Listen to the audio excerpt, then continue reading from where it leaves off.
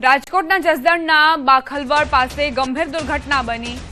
આલણ સાગર તળાવમાં નાહવા પડેલા 4 માસૂમ બાળકો ડૂબ્યા। તળાવની પાળ પરથી માત્ર સાયકલ અને કપડાં મળ્યા બાદ ફાયર વિભાગ અને સ્થાનિક તરવૈયાઓએ યુદ્ધના ધોરણે શોધખોળ હાથ ધરી। ભારે જહેમત બાદ રામુભાઈ રાઠોડ, કાળુભાઈ રાઠોડ અને રાજવીર રાઠોડ, કિશન રાઠોડ નામના 4 બાળકોના મૃતદેહ મળી આવ્યા છે।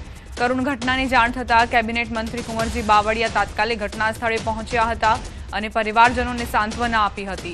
મંત્રી દ્વારા મૃતક બાળકોના પરિવારને અંતિમ વિધિ માટે 25,000 રૂપિયાની તાત્કાલિક સહાય જાહેર કરવામાં આવી।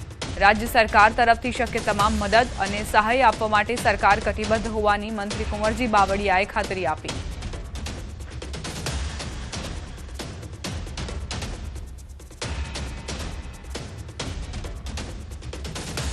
બાખલવડ પાસેના આલણ સાગર તળાવનો આ બનાવ। બાળકો અહીં ડૂબતા વિસ્તારમાં હડકંપ મચ્યો છે। પરિવારમાં આક્રંદ જોવા મળી રહ્યો છે।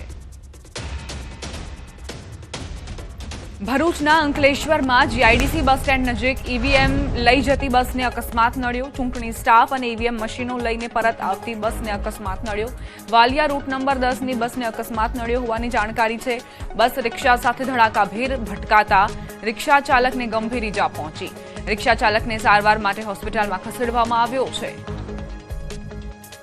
ચૂંટણી સ્ટાફ અને ઈવીએમ જે બસમાં હતા તેનો અકસ્માત સર્જાયો। રિક્ષા અને બસ વચ્ચે આ ગંભીર અકસ્માત સર્જાયો।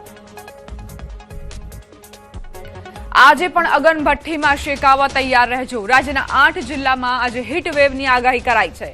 અમદાવાદીઓ આજનો દિવસ ખૂબ જ ભારે છે। અમદાવાદમાં આજે ગરમીનું યલો એલર્ટ।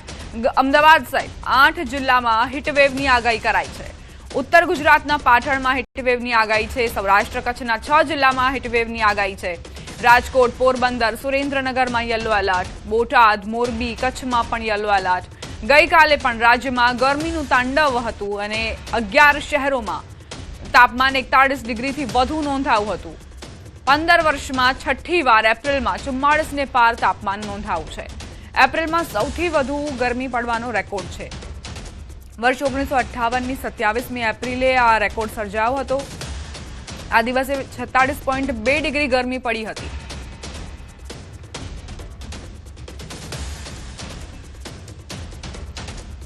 સ્થાનિક ચૂંટણીમાં કાલના મતદાનની તૈયારીઓ। અમદાવાદમાં 2 સ્થાનો પર મતગણતરી થશે। એલડી એન્જિનિયરિંગ કોલેજ અને ગુજરાત કોલેજ ખાતે મતગણતરી થશે।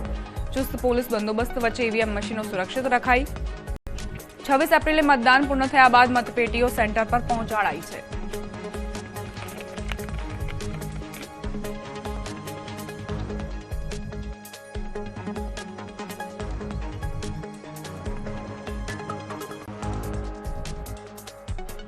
અમદાવાદ મહાનગરપાલિકાની ચૂંટણીને લઈને મતદાન પૂર્ણ થયું છે અને હવે આવતીકાલે મતગણતરી હાથ ધરવાની છે। સીધા દ્રશ્યો જે છે અમદાવાદની એલડી એન્જિનિયરિંગ કોલેજના કે જ્યાં સ્ટ્રોંગ રૂમ બનાવવામાં આવ્યો છે અને ચુસ્ત પોલીસ બંદોબસ્ત વચ્ચે ઈવીએમ મશીનો અહીંયા સ્ટ્રોંગ રૂમમાં રાખવામાં આવ્યા છે। અમદાવાદમાં 2 સ્થાનો પર મતગણતરી હાથ ધરવાની છે। એલડી એન્જિનિયરિંગ કોલેજ અને ગુજરાત કોલેજ કે જ્યાં બંને સ્થાનો પર 48 વોર્ડના જે ઈવીએમ જે છે તે રાખવામાં આવ્યા છે અને તેની મતગણતરી હાથ ધરવાની છે। ચુસ્ત પોલીસ બંદોબસ્ત વચ્ચે ઈવીએમ અહીંયા સુરક્ષિત રાખવામાં આવ્યા છે। જે પ્રકારે અમદાવાદ મહાનગરપાલિકાની ચૂંટણીને લઈને 45 ડિગ્રી ગરમીમાં 46% જેટલું મતદાન, નીરસ મતદાન જે જોવા મળ્યું છે અને હવે આવતીકાલે 652 જેટલા ઉમેદવારોનો ભાવિનો ફેસલો થવાનો છે। એલડી એન્જિનિયરિંગ કોલેજ અને ગુજરાત કોલેજમાં મતગણતરી હાથ ધરવાની છે અને આ બંને કેન્દ્રો પર સુરક્ષા વ્યવસ્થા જે છે તે ચુસ્ત રાખવામાં આવી છે। કેન્દ્રમાં માત્ર ને માત્ર અધિકૃત વ્યક્તિઓ જે છે તેઓને જ પ્રવેશ આપવામાં આવશે અને તેને લઈને તમામ તૈયારીઓ જે છે તે કરી દેવામાં આવી છે। હવે આવતીકાલે મતગણતરી હાથ ધરાશે અને 652 જેટલા ઉમેદવારો કે જે આ ચૂંટણીમાં મેદાને છે અને તેઓના ભાવિનો ફેસલો જે છે જ્યારે ઈવીએમ ખુલશે અને મતગણતરી હાથ ધરાશે ત્યારે આ ઉમેદવારોના ભાવિનો ફેસલો થશે। કેમેરામેન નિલેશ સોસા સાથે સંજય ટાંક, ન્યૂઝ 18 ગુજરાતી, અમદાવાદ। સુરેન્દ્રનગર જિલ્લામાં સ્થાનિક સ્વરાજની ચૂંટણીનું આજે ફરી મતદાન। ચૂડા તાલુકાના જેપાર ગામે આજે 7 વાગ્યાથી ફરી મતદાન શરૂ થયું। ગઈકાલે ઈવીએમમાં ટેકનિકલ ખામી સર્જાતા મતદાન પ્રક્રિયા ખોરવાઈ હતી, જેને લઈ તંત્ર દ્વારા ગઈકાલે મોડી સાંજે ફેર મતદાનની જાહેરાત કરાઈ હતી। જેપર ગામના 643 મતદારો આજે મતદાન કરશે, જે પ્રક્રિયા સાંજે 6 વાગ્યા સુધી ચાલશે. ચૂંટણી પ્રક્રિયા માટે સજ્જ હોવાના તંત્રના દાવા પોકળ સાબિત થયા.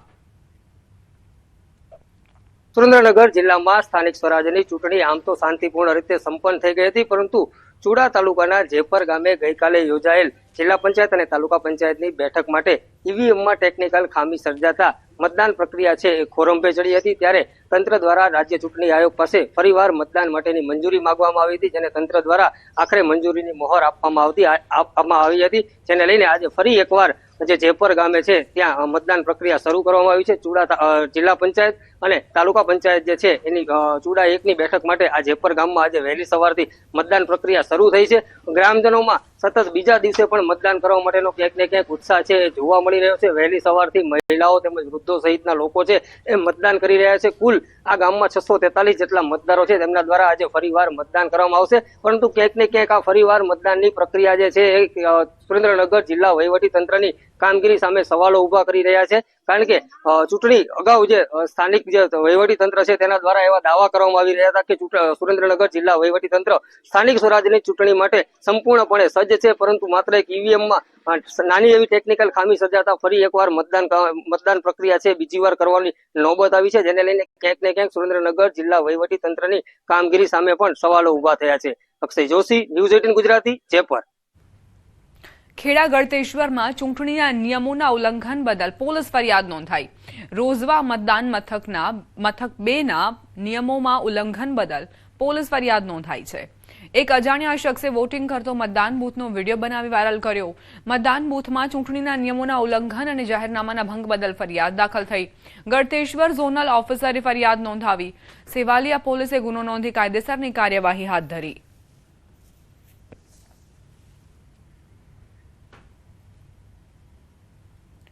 મહેસાણા જિલ્લામાં સ્થાનિક સ્વરાજની ચૂંટણીનું શાંતિપૂર્ણ માહોલમાં મતદાન થયું. તાલુકા પંચાયત અને જિલ્લા પંચાયતોમાં સરેરાશ 60% મતદાન થયું. પાલિકા વિસ્તારમાં 63% જેટલું મતદાન થયું. ત્યારે ભાજપના જિલ્લા પ્રમુખ ગિરીશ રાજગોરે દાવો કર્યો કે ભારતીય જનતા પાર્ટી જ્વલંત વિજય તરફ આગળ વધી રહી છે. ચૂંટણી પરિણામોમાં કોંગ્રેસના સુપડા સાફ થઈ જશે.